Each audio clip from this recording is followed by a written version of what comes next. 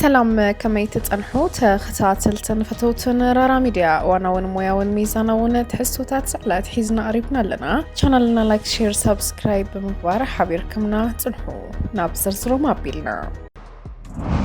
መንግስቲ ዓቕሚ ሕብረተሰብ መሰረት ዝገበረ እትውት ንምእካብ ይንቀሳቐስ ኣሎ ብሰንኪ ኩናት ፀንተት ከቢድ ኣካላውን ስነልቦናውን ጉዳት ዝበፅሖም ተጋደልትን ምድሓን ካልኦት ፀገማትን ምፍታሕ ዝተጀመረ መደብ ምትእኻብ እትውትን ምዕዋት ይስራሕ ከም ዘሎ ፕሬዚደንት ትግራይ ጀነራል ታደሰ ወረደ ኣፍሊጡ ፕሬዚደንት ሌተናል ጀነራል ታደሰ መደብ ምጅማር ምትእኻብ እትውት መሐከም ንጉዳት ኩናትን ካልኦት ክልላዊ ስራሕቲ ዕላውን ትገብር ኣብ ዘሕለፎ መልእኽቲ መንግስቲ ኮሚቴታት ኣጣይሹ ምትእኻብ እትውት ክገብር ምዃኑ ኣፍሊጡ ኣብ ትግራይ ብሰንኪ ኩናት ፀንተት ኣብ ከቢድ ፀገም ዝርከቡ ተጋደልትን ምሕካም ዝተጀመረ ምንቅስቓስ እኳ እንተሃለወ እኹል ብዘይ ምዃኑ ግን እቲ ፀገም ንምፍታሕ ተወሳኺ ፃዕሪ ከም ዝሓትት እዩ ኣፍሊጡ ዘሎ መንግስቲ ዓቕሚ ሕብረተሰብ መሰረት ዝገበረ እትውት ንምእካብ ዝተለመ ብምዃኑ ካብ መሸጣ መሬት ሊዝ ካብ ዝተፈላለዩ መስተታት ካብ ሲሚንቶ ካብ ባንክታት ኢንሹራንሳት ሆቴላት ኣክስዮናት ካልኦት ልዕሊ 6.4 ቢልዮን ገንዘብ ክእከብ ክስራሕ ምዃኑ ተፈሊጡ ዘሎ እዚ ንምዕዋት ድማ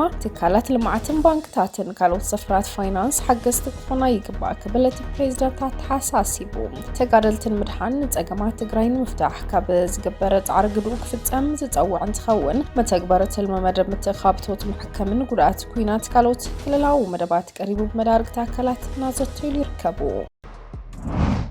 ሕወሓት ካብ ዘለዎ ፀገም ክወፅእ ዘይተሓለለ ፃዕሪ ዝገበረ ሰራዊት ትግራይ እንትኸውን ካብ ሕወሓት ተፈንጪሉ ዝኸደ ሓይሊ ጌታቸው ረዳ ዝበተኑ ሓይሊ ኣኪበ እየ ዝበለት ህዝባዊ ወያነ ሓርነት ትግራይ ዝኣከበቱ ሓይሊ የለን ክብል ነጣፍ ማሕበራዊ ሚድያ ልፍዓተይ ተስፋ ተዛሪቡ ኣብ ቀረባ መዓልታት ዝወፀ መግለፂ ሕወሓት ስዒቡ ዋናዊ ኩነታት ዘይገናዘበ መግለፂ ክብል ዝገለፆት ነጣፍ ማሕበራዊ ሚድያ ማእኸላይ ኮሚቴ ሕወሓት ስሩዕ ኣኼብኡ ብምዝዛም ኣንፈታት ተቐሚጡ እዩ ትውድብ ናይ ምዝታይ ኮነ ኣንፈት ናይ ምቕማጥ ፀገም የብሉን ናብ ተግባር ከሽርፎ ግን ዝፅገመሉ ባይታ ጥራሕ ከም ዘሎ ዝገልፅ ዝተበታተነ ሓይሊ ኣኪበ እየ ዝበለ ውድብ ሕወሓት ዝኣከቡ ኮነ ዝጠርነፎ ነገር ከም ዘየለ ድማ ኣስሚሩሉ መሪሕነት ሕወሓት ኣብ ብመስዋእቲ ተጋሩ ተሓዚሉ መንበረ ስልጣን ምስ ሓዘ ቀስ እናበለ ውድቀት ኣንፀላሊዎ ምፅንሑ ዝግለፅ እንትኸውን ትግራይ ካብ እቲ ኣትያቱ ዘላ ሓሳረ መከራ ከውፅእ ዘኽእል ናይ መሪሕነት ስእነት ኣጋጢሞዋ ከም ዘሎ ድማ ዝተፈላለዩ ኣካላት እውን እናገለፁ ዝፀንሑ እዮም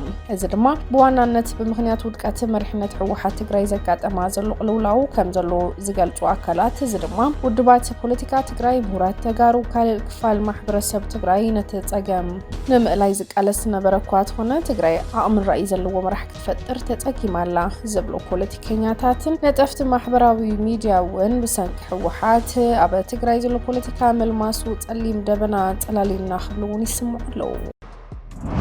ካብ ሓደ ሚያዝያ ጀሚሩ ዝኾነት 18 ዓመት ዝመልኣ ዴንማርካዊት ጓል ኣንስተይቲ ኣብ ወታደራዊ ማእኸል ገምጋም ክትሳተፍ ዕጫ ዝመስል ቁጥሪ ክትወስድ ግዴታ ኣለዋ ወታደራዊ ግልጋሎት ዝህቡ ወለንታዊ እንተጎዲሎም ቁጥራ ክፅዋዕ ከም ዝኽእል ዝሕበር እንትኸውን እቲ ቁጥሪ ብዝተሓተ መጠን ድማ ናብ ወታደራዊ ስራሕቲ ናይ ምእታው ተኽእሎ ይዓብሎም ዴንማርክ ወትሩ ንደቂ ተባዕትዮ ወታደራዊ ግልጋሎት ዝነበራ እንትኸውን ሕዚ ግን ንፈለማ ግዜ ደቂ ኣንስትዮ እውን ይኣትዋ ኣለዋ ኣብ ተመሳሳሊ ዕጫ ድማ ክሳተፋ እየን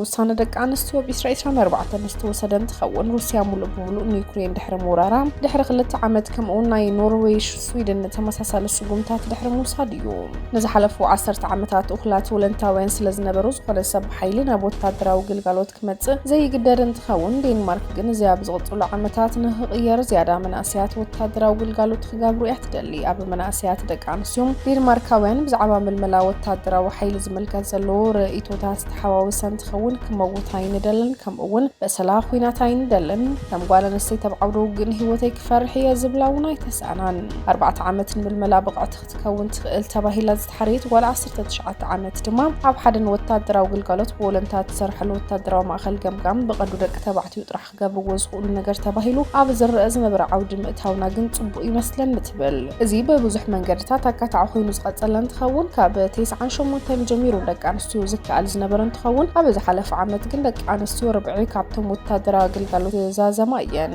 ናብ ኣውሮፓን ፈለማዋን ፍልይ ጾታ ዘይብሉ ወታደራት ዘተኣታተወት ሃገር ኖርዌይ ኣብ 2013 ዝተወሰደቶ ውሳነ ብኸፊል ኩሎም ዜጋታት ሓደ ዓይነት መሰላት ሓላፍነት ክህልዎም ዝብል እምነቱን መሰረት ዝገበረ እዩ።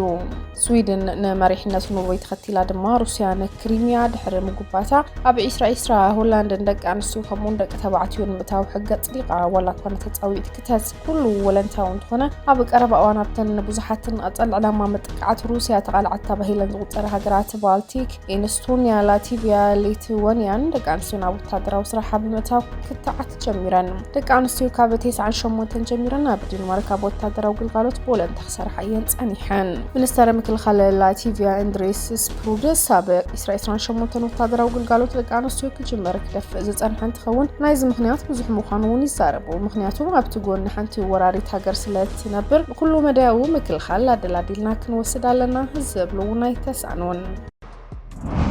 ኣፍሪቃ ብኤአይ ዝምራሕ ናይ ሳይበር መጥቃዕትና ዛይደ ይኸይድ ኣሎ።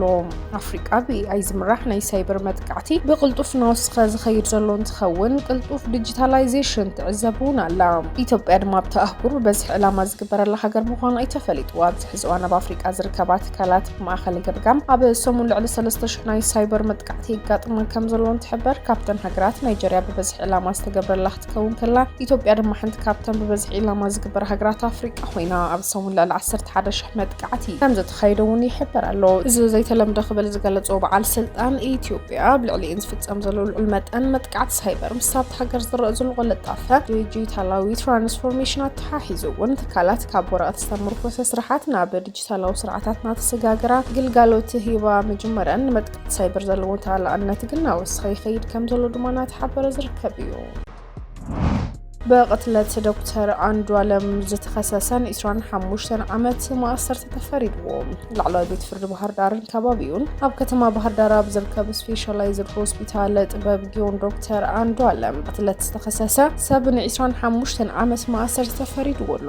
እቲ ቤት ፍርዲ ኣብ ናይሉ መስርሕ ፍርዲ ኣብ ጉዳይ ቅትለት ዶክተር ኣንዱዓለም ስፔሻላይዝድ ሆስፒታል ጥበብ ጊዮን ዶክተር ኣንዱዓለም ዳግነ ብዝቐረበ ሓበሬታን መርትዖን መሰረት ብምግባር ድማ ውሳነ ሕሊፉሉ ተሓኪም 24 ጥር 2017 ምሸት ኣብ ከተማ ባህር ዳር ናይ ብሕቲ መኪኑ እናዘወረን ከሎ ዝተቀትለ እንትኸውን ዝተረኸበ መርትዖታት እውን ንምርግጋፅ ተኻይድዎ። በዚ መሰረት ናይ ላዕለዋይ ቤት ፍርዲ ባህር ዳርን ከባቢያን ብዝቐረበ ውፅኢት ምርመራ መሰረት ገበን ዝፈጸመ ሰብ ናይ 25 ዓመት ማእሰርቲ ተፈሪድዎ። ዶክተር ኣንዱዓለም ክኢላ ሓፈሻዊ መጥባሕቲ ከምኡውን ኣብ ባህር ዳር ዩኒቨርሲቲ ኮሌጅ ሕክምና ሳይንስ ጥዕና ክኢላ ጸላም ከብዲሽ ኮርያን ሻምቦቆ ሽንትን ተመራማሪ መምህርን ዳይሬክተር ክፍሊ ገልጋሎት መጥባሕቲ መንባርውን ዝዝከር እዩ። ተኸታተልትን ፈተውትን ራራ ሚድያን ሎመላት ሓዝናዮም ዋናው ሓበሬታታት እዚኦም ይመስሉ ነይሮም። ተመሊስና ብኻልኦት ዋናው ሓበሬታታት ክንራኸብ ኢና። ሰሰናይ ንዓኹም ተመኒና ሰላም።